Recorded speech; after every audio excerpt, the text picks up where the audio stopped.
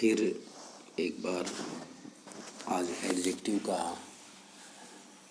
Last video लेकर मैं आपके सामने हूँ। मेहरा शंकरलाल क्लासेज में सभी का स्वागत है। आज हम कुछ टिपिकल वर्ड पढ़ने वाले हैं जो अलग अलग सेंस में आते हैं। तो सबसे पहले इससे पहले एडजेक्टिव के प्रकार पढ़े, डिग्री पढ़ी, नाउन हमने पढ़ लिया है, प्रोनाउन हमने पूरा कर लिया है। आज एडजेक्टिव का पार्ट ऑफ स्पीच का तीसरा टॉपिक ख़त्म होगा। तो अलग अलग जो वर्ड हैं उनमें से हम पहले बात करते हैं काइंड और सॉर्ट की। दोनों का मतलब ही प्रकार होता है हिंदी में, प्रकार। यदि ये वर्ड जो हैं इनका सिंगुलर के लिए प्रयोग किया जाता है तो इनसे पहले दिस और दैट आता है, और प्लूरल में इनका प्रयोग किया जाता है तो दोज और दीज आता है। यानी प्लूरल में प्रयोग करेंगे तो दीज काइंड्स या दोज काइंड्स इस प्रकार से होगा। इनके बाद में जो नाउन आएगी, चाहे दिस काइंड हो चाहे दोज काइंड्स हो, वर्ब इनके बाद में जो वर्ब नाउन आएगी वो प्लूरल ही आएगी। जैसे I don't like this kind of man, MEN, और I don't like the man of this kind, तो ये प्लूरल ही है। और those kinds of books are not available here and I don't like the man of that sort, इस प्रकार के ये अलग अलग वर्ड हैं, इनको हमें समझना है। इसी प्रकार से आगे और जो वर्ड हैं उनमें हम देखते हैं लेटर और लेटर, LATER और LATTER। LATER लेटर जो है ये LATE का कंपैरेटिव डिग्री में है, जबकि ये LATTER है ये फॉर्मर का विलोम शब्द है। फॉर्मर क्या होता है? फॉर्मर का मतलब होता है पहले वाला, और लेटर का मतलब है बाद वाला। ये लेटर और फॉर्मर है, ये दो के लिए आता है। किसके लिए? दो के लिए।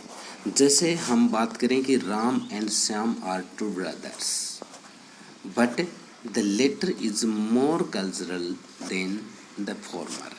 यानी दो के लिए, पहले वाले के लिए फॉर्मर आ जाएगा और बाद वाले के लिए लेटर आ जाएगा। यदि हम इनकी बात करें कि लेटर दो से अधिक हो तो लास्ट वाले के लिए यानी अंतिम के लिए लास्ट और सबसे पहले के लिए फर्स्ट आ जाए। यदि दो से ज़्यादा हैं तो दो से ज़्यादा होने पर पहले वाले के लिए फर्स्ट, दो होने पर पहले वाले के लिए फॉर्मर, और दो से अधिक होने पर अंतिम के लिए लास्ट, और दो होने पर दूसरा होने पर फॉर्मर LATTER का प्रयोग किया जाता है। एक एग्जांपल, जैसे in the list of 50 students Ram's name is at the first place, यानी 50 की लिस्ट है, and the Mohan's name is at the last place, यानी वो 50 में है। यानी फर्स्ट और फॉरमोस्ट, फर्स्ट ये जो केवल कर्म का बोध करवाता है, कर्म में जब सबसे पहले आए, जैसे जैसे Jawaharlal Nehru is the first PM of India है। कोई भी हम बात करें जो कर्म में सबसे एक नंबर पे आए, जबकि फॉरमोस्ट है उसका मतलब होता है सबसे महत्वपूर्ण का बोध करवाता है, सबसे महत्वपूर्ण। जैसे Jawaharlal Nehru was the foremost businessman and lawyer of his time, इस प्रकार से। तो जो फॉरमोस्ट होता है ये महत्वपूर्ण होने का, सबसे अच्छा, सबसे महत्वपूर्ण होने का बोध करवाता है। अब हम लास्ट और लेटेस्ट को देखते हैं। लास्ट को हम पढ़ ही चुके हैं, कर्म में सबसे अंत होने पर, और लेटेस्ट का मतलब जो होता है वो ताज़ा से होता है, इसका संबंध समय से होता है, जबकि लास्ट हम देख चुके हैं कि फर्स्ट का विलोम शब्द होता है। जैसे लेटेस्ट की बात करें, what is the latest news, हम बोल ही देते हैं कि what is the latest news about his condition, the last person in the Q is my friend, ये अंतिम के अर्थ में है और लेटेस्ट का मतलब समय से होता है। इसका मतलब हम ताज़ा किसी को लेते हैं, यानी सबसे आखिरी जो भी चीज़ होती है उसको यदि वैसे देखें तो सबसे ताज़ा भी होती है। अब हम बात करते हैं नियरेस्ट एंड नेक्स्ट की। नियरेस्ट का मतलब होता है सबसे नज़दीक, नेक्स्ट का मतलब होता है अगला। नियरेस्ट सबसे पास वाला होता है, नेक्स्ट इसके बाद क्रम में या स्थान के लिए इसका वर्णन किया जाता है क्रम में। Which is the nearest railway station from Chirawa and the my seat was the next from the tour, इस प्रकार से, यानी क्रम में अगला एक बिल्डिंग है उससे ठीक अगली बिल्डिंग या कोई भी चीज़ क्या है तो उसमें हम प्रयोग करते हैं नेक्स्ट का। और नेक्स्ट की पॉजिटिव डिग्री क्या होती है ये डिग्री वाले वीडियो में देखा था, बहुत ही अच्छा है। सोचिए यदि पहली बार वीडियो सुन रहे हो तो नेक्स्ट की पॉजिटिव डिग्री क्या होती है। Further and FARTHER father.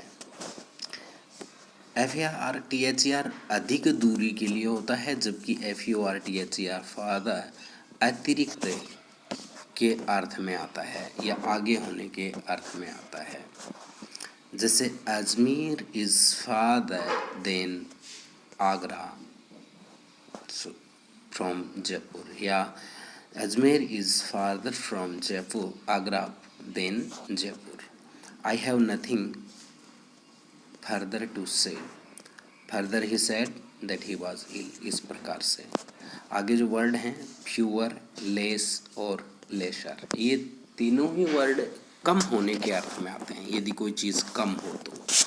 जैसे फ्यूअर है ये संख्या में कम होता है जिसको आप काउंट कर सकते हैं। लेस जो मात्रा में कम होता है जिसको हम काउंट नहीं कर सकते हैं। लेकिन लेसर है ये कम महत्वपूर्ण होता है, इसमें countable and non countable noun कोई महत्वपूर्ण स्थान नहीं रखती है। नाउन काउंटेबल, अनकाउंटेबल और काफ़ी प्रकार के नाउन हैं, इसको हमने पहले ही वीडियो में देखा था। एग्जाम्पल लेते हैं, fewer visitors came to see Taj in the crisis of corona.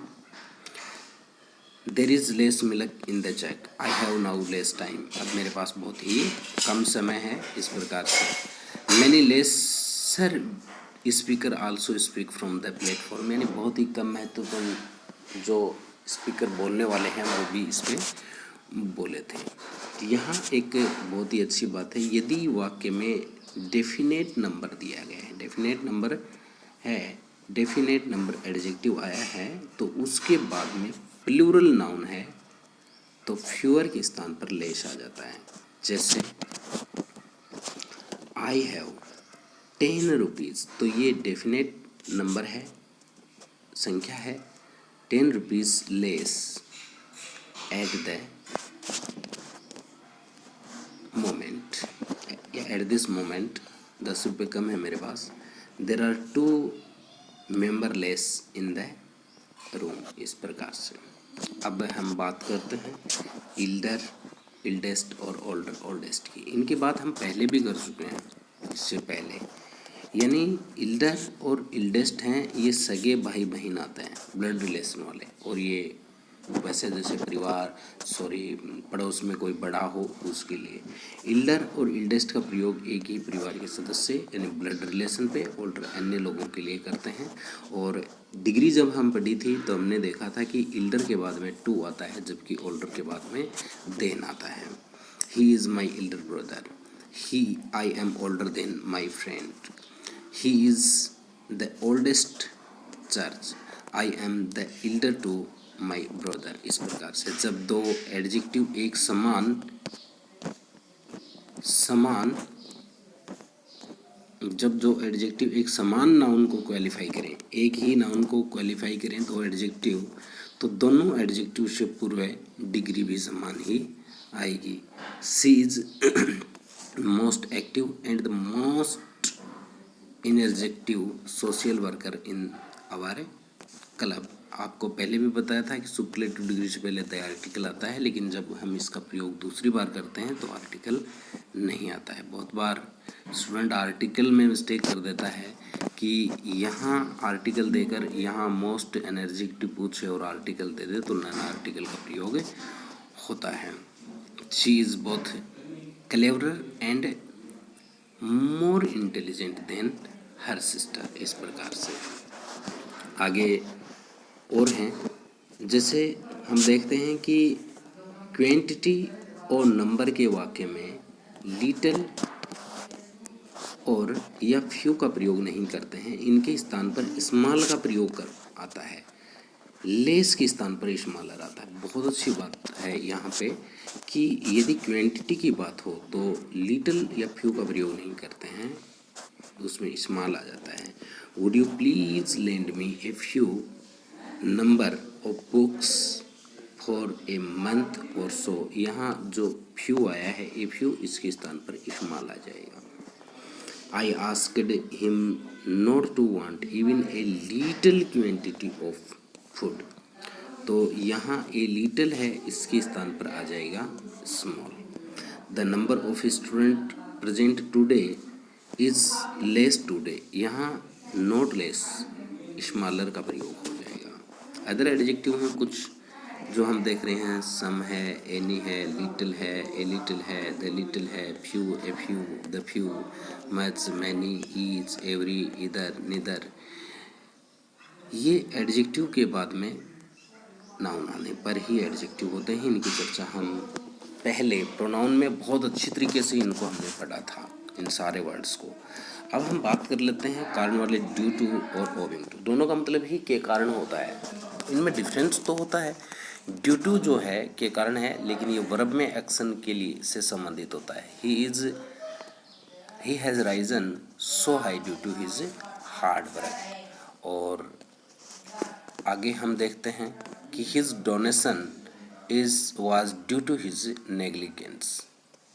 His demotion was due to his negligation of a duty. इस प्रकार से तो यहाँ हम देख रहे हैं कि ये जो ड्यूटी है ये प्राय वाक्य के अंत में से आता है, बाद में आता है, जबकि ओविंग टू से वाक्य को ही शुरू करते हैं। इसका कारण है शुरू में ही करते हैं। एग्जाम्पल देखते हैं कि ये एक प्रीपोजिशनल फ्रेज है, नाउन के लिए प्राय इसका प्रयोग होता है, जबकि हमने देखा कि ये जो है ये ड्यू टू वर्ब में के एक्शन के लिए प्रयोग होता है, जबकि ये नाउन के लिए और शुरू में आता है। जैसे कि बताया था कि owing to his illness he could not come, owing to heavy rain the programme was badly distributed. इस प्रकार से अब हम देखते हैं वर्बल और ओरल शब्द को।